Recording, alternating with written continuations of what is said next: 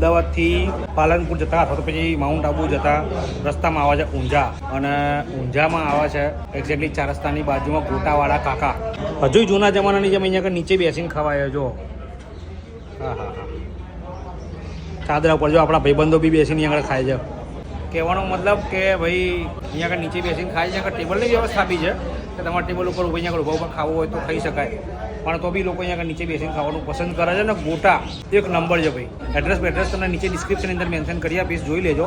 તમે લોકો પાલનપુર જતા હો, મહેસાણા આવતા હો, કે પછી મહેસાણાથી આગળ તમારે ગમે ત્યાં જવું હોય ત્યાં આગળ ગોટા ખાવા માટે ઊભા રહી શકો છો. અને ભાઈ જે ગોટા બનાવે, બાકી શિયાળામાં તમને મેથીના મળશે, બાકી શિયાળા સિવાય ઉનાળા અને ચોમાસામાં તમને પાલકના ગોટા મળી જશે, અને ટેસ્ટમાં ગજબ છે. કઢી એકદમ જાડી રગડા જેવી હોય છે.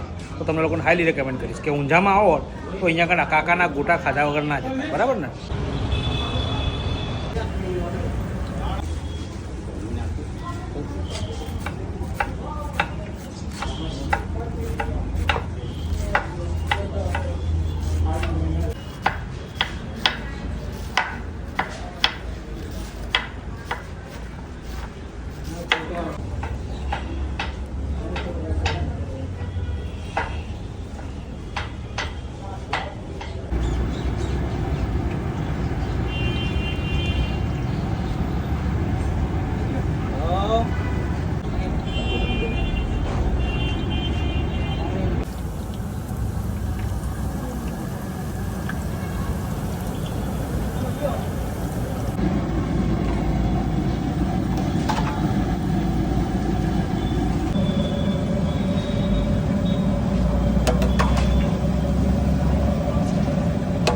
ગોટા સિંગતેલમાં જ બનાવે એમ ને?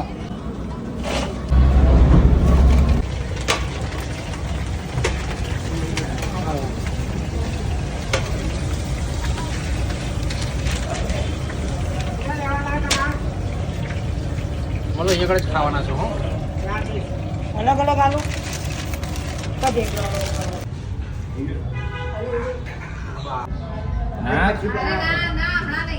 અંદરો આવે તો નાખું.